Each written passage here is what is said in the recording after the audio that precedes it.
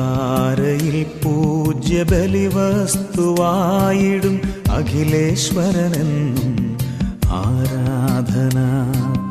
ബലിവേദി മുന്നിലായി അണിചേർന്നു നിന്നിവർ ആത്മാവിലർപ്പിക്കും ആരാധന.